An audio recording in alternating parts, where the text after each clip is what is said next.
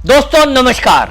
दोस्तों मोदी सरकार ने 25 ओटीटी ऐप प्लेटफॉर्म को बैन कर दिया। वो प्लेटफॉर्म जिन पर कंटेंट परोसा जा रहा था और कहा जा रहा था कि ये युवा पीढ़ी को भारी नुकसान पहुंचा रहे हैं, भारतीय संस्कृति को नुकसान कर रहे हैं। एकता कपूर का नाम उससे जुड़ा हुआ बताया जा रहा है।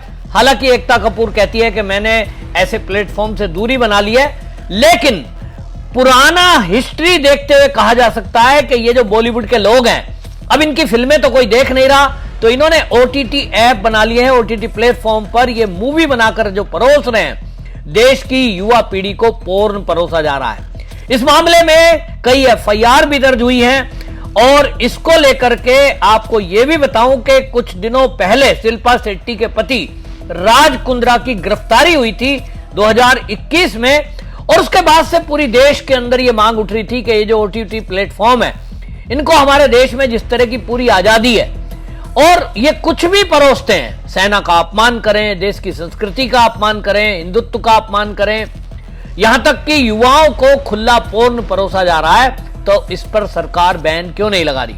कानूनी पचड़ों में ना पड़े, इसके लिए कानून में परिवर्तन करना जरूरी था और इसीलिए मोदी सरकार ने आईटी एक्ट की धाराओं में परिवर्तन किया और उस परिवर्तन के बाद 25 ओटीटी प्लेटफॉर्म को बैन कर दिया है, जिससे बॉलीवुड के बड़ी बड़ी जो नामचीन हस्तियां जैसे बालाजी जो ये है एक कंपनी है, और इस आर्ट बालाजी, इसने बालाजी बाद में हटा दिया गया, खाली ऑल्ट रह गया। ऐसे बड़े बड़े प्लेटफॉर्म जो करोड़ों रुपए इससे कमा रहे थे, अब उनको बड़ा झटका लगा है। जो ओवरऑल संस्कृति है, जो युवा है, उनका पथ भ्रष्ट ना हो और जो हमारा जो समाज है वो पूरी तरह से पतन की तरफ ना जाए, इसलिए ये कदम बहुत सालों से it was much waited and now it is much appreciated कि जो खासकर जिस तरह से जो ऐप जो इलीगल है उनके प्रति, उनके अगेंस्ट जो ये स्टेप लिया गया है, इट इज अप्रिशिएटेड।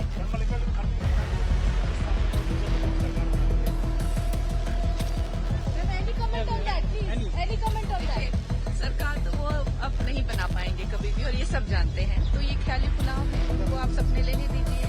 अब खरी दोपहर में उनके पास हमारे सांसद तो चलने देते नहीं है, उनके पास कुछ है नहीं करने को, सपने देख रहे हैं। हालांकि इस मामले में आपको मैं ये भी बताऊं कि ऑल इंडिया सिने वर्कर एसोसिएशन AICWA ने इसका स्वागत किया है और उन्होंने ये कहा है कि डिजिटल प्लेटफॉर्म पर अश्लीलता रोकनी जरूरी थी।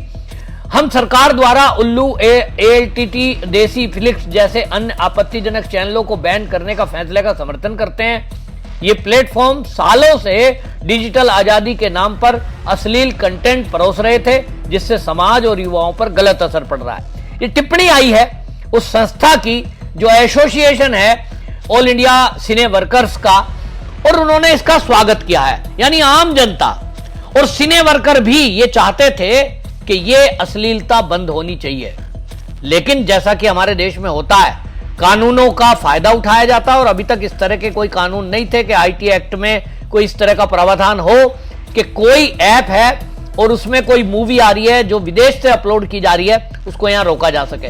हालांकि आप देखिए कि जो भी फिल्म सिनेमा घरों में लगती है, उसके लिए एक सर्टिफिकेट लेना जरूरी होता है और सेंसर बोर्ड हर फिल्म को देखकर पास करता है।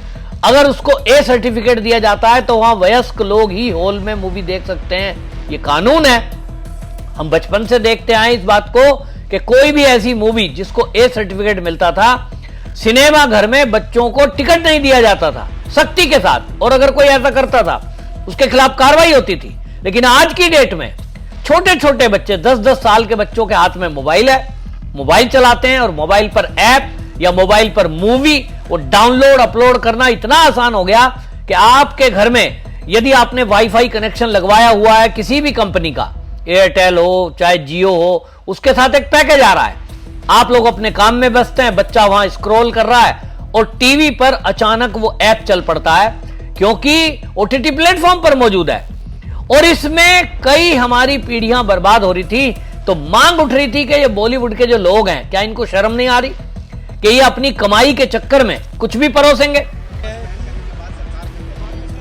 ये संदेशा है कि भाई ये यूरोप नहीं है, ये अमेरिका या कोई विदेश का ऐसा कल्चर नहीं है, भारत का कल्चर है। यहाँ की संस्कृति संस्कार अलग है आपको उसको लेके चलना है। आप एंटरटेन करिए, कोई नहीं रोकता, एंटरटेनमेंट करिए, पैसा कमाइए, देश को आनंद दीजिए, लेकिन उसकी एक लक्ष्मण रेखा सीमित भारत की संस्कृति को लेके चलना अत्यंत बहुत जरूरी है। अगर सरकार ने कहा है तो भाई ये सरकार बहुत ही गंभीर और सोच समझकर कोई भी शब्दों का प्रयोग करती है। कोई भी विचारधारा देश के हित में रहे वही सरकार सोचती है। तो सरकार के निर्णय या सरकार के जो भी विचारधारा आती है बाहर, वो देश के हित में है, देश के लोगों के लिए है, देश को लेके चलना है। देश की सबसे बड़ी पंचायत में ये एक पॉजिटिव सकारात्मक देश के हित की विचारधारा है।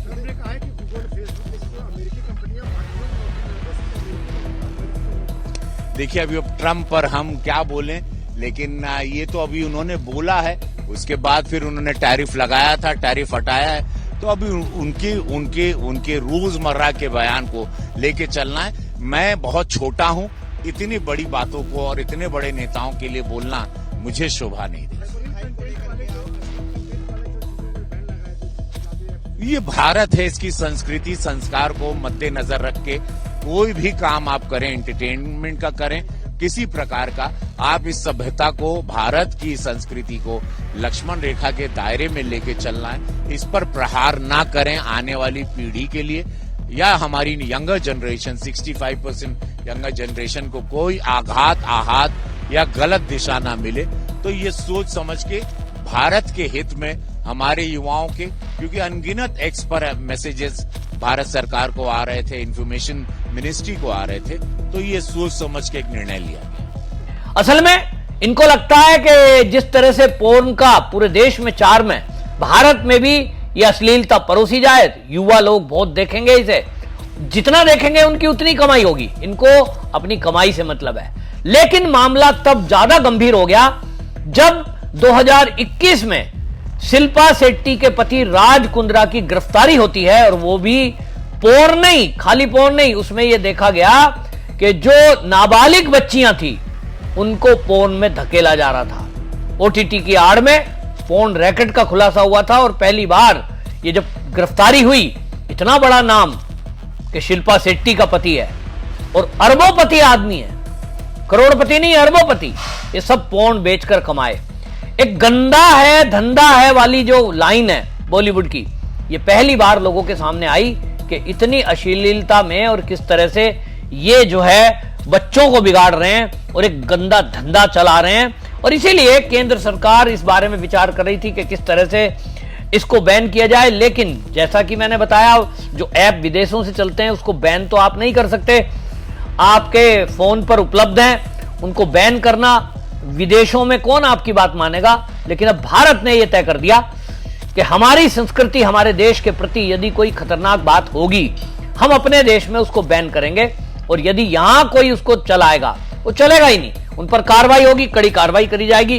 25 ऐसे ओटीटी प्लेटफॉर्म को बैन किया गया है, जिसमें ALTT, उल्लू, बिग शॉट्स, देसी फ्लिक्स, नवरस लाइट, गुलाब ऐप, बूमैक्स, कंगन ऐप, बुल ऐप, जलवा ऐप, अब देखिए नाम कैसे कैसे हैं इनके, हॉटेक्स VIP, हलचल ऐप, इस तरह से बहुत सारे जो ये 25 ऐप हैं, इनको फिलहाल बंद कर दिया गया है। और सरकार ने बिल्कुल साफ कहा है कि हम एक गाइडलाइन जारी कर रहे हैं, अगर कोई इनका उल्लंघन करेगा उनके खिलाफ कड़ी कार्रवाई की जाएगी। अब कंटेंट के लिए भी नए नियम बनाए गए हैं, जिसमें आत्महत्या के लिए खुद को नुकसान करने वाले सीन बच्चों और युवाओं को नहीं दिखाएंगे, जिन्हें हायर कैटेगरी में रखेंगे, यानी चेतावनी के साथ दिखाया जाएगा। ऐसी भाषा बोलनी या मुहावरे का इस्तेमाल नहीं करेंगे जिससे किसी की गरिमा को ठेस पहुंचता हो। देश में भाषाई विविधता है, देश की संस्कृति को ध्यान में रखकर कंटेंट परोसना होगा। न्यूडिटी को लेकर देश भर में लागू अनुसार के अनुसार कंटेंट ब्रॉडकास्ट किया जाएगा। सेक्सुअल कंटेंट को हायर क्वालिफिकेशन एडल्ट ए के साथ बताना पड़ेगा। UA 60+ और A कैटेगरी में बताए गए सेक्सुअल कंटेंट को सिर्फ उसी कैटेगरी में आप पब्लिश कर सकते हैं। यानी जो मैं बता रहा था सिनेमा घरों के लिए गाइडलाइन है, अब इन OTT प्लेटफॉर्म के लिए गाइडलाइन जारी करी गई है। हालांकि खाली सर्टिफिकेट या वार्निंग देने से ये रुकेगी, ये मुझे नहीं लगता है। 2020 में असल में मोदी सरकार ने OTT के लिए एक रेगुलेशन कोड बनाया था। इन्होंने खुद अपने आप बना दिया था, जब क्योंकि सरकार कह रही थी कि भैया एक रेगुलेटरी होनी चाहिए। नेटफ्लिक्स ने और वूट जैसे 15 बड़े OTT प्लेटफॉर्म मिलकर 2020 में एक रेगुलेशन कोड बनाया था, जब सरकार ने कहा कि भाई ये हदें पार हो रही हैं, क्योंकि सेना का अपमान का जो सेना का अपमान करने का आरोप एकता कपूर पे लगा था और एकता कपूर के खिलाफ FIR दर्ज की गई थी। आपको बताएं, ये अनसेंसर्ड सीरीज 2 में सेना की वर्दी पहने हुए और किस तरह से घर में वर्दी पड़ी है, सेना में उसका पति है, एक पत्नी को गलत चरित्र का दिखाया गया था। सेना के लोगों का काफी अपमान हुआ था, पूरे देश में इसका विरोध हुआ था। और फरवरी 2025 में भाऊ जो है मुंबई के, उन्होंने इस पर एकता कपूर के खिलाफ FIR भी कराई थी। तो ये सारा हुआ, तो रेगुलेटरी की बनाने की बात चल रही थी। तो 2020 में इन लोगों ने कोई गाइडलाइन बनाई भी थी कि भाई वो चाइल्ड पोर्नोग्राफी और आतंकवादी को बढ़ावा देने वाले कंटेंट पेश नहीं करेंगे, प्लेटफॉर्म पर धार्मिक भावनाओं को आहत नहीं करेंगे। साथ ही कहा गया कि कंटेंट में दिखाया जाएगा जिसमें ऐसा कोई नहीं कंटेंट दिखाएंगे जिसमें अदालत ने रोक लगा रखी हो। लेकिन जितने भी ये रेगुलेटरी बनाई, इसका पालन नहीं हुआ तो सरकार को तो अब कड़ाई करनी ही थी, और इसलिए सरकार को कड़ाई करनी पड़ी कि भाई आप नहीं मानोगे तो भाई हमें तो कार्रवाई करनी ही पड़ेगी। और इसीलिए कार्रवाई हुई। अब सरकार ने नई गाइडलाइन जारी की है और उसके साथ ही तय कर दिया कि बड़ी कार्रवाई की जाएगी, और उसके अलावा आपके साथ अब सख्ती बरती जाएगी। अगर कोई ऐसा करेगा, निश्चित रूप से उसे भारत में बैन कर दिया जाएगा। किसी को भी यहां मनोरंजन के नाम पर पोर्न परोसने की या देश विरोधी कोई बयानबाजी करके उसमें डालने का, आप कुछ भी बोल दें, धार्मिक भावनाओं को आहत करें, जैसे PK मूवी बना दी थी, अब बना के दिखाएं। अब सोशल मीडिया एक्टिव है और सोशल मीडिया पर लोग एक्टिव हैं। अब जो है कोई इस तरह का कंटेंट देश के अंदर नहीं चलेगा। देश का मूड इस समय कुछ और है, और इसलिए एकता कपूर का बयान भी आया, जिनको अभी कुछ दिनों पहले अवार्ड भी मिला था। सब लोग उस पर हैप मान रहे थे कि इनको कैसे दे दिया भाई, ये जो है अवार्ड लेने लायक महिला तो नहीं थी। लेकिन अब हुआ, अब सरकार ने शक्ति दिखाई है, इसमें करोड़ों का झटका इन लोगों को लगा है। इनको बुद्धि होगी तो ढंग की चीजें कर लेंगे, वरना अब इस देश में जनता देश विरोधी, संस्कार विरोधी चीजें सहन नहीं करेगी। आपकी क्या राय है? जो मोदी सरकार ने किया, भले ही देरी से किया, लेकिन जो ये ऐप बैन किए हैं वो सही किए हैं आपके हिसाब से? और अगर वो सही हैं तो सरकार के समर्थन में आप इस वीडियो को शेयर करिए, लाइक कमेंट करिए। वंदे मातरम।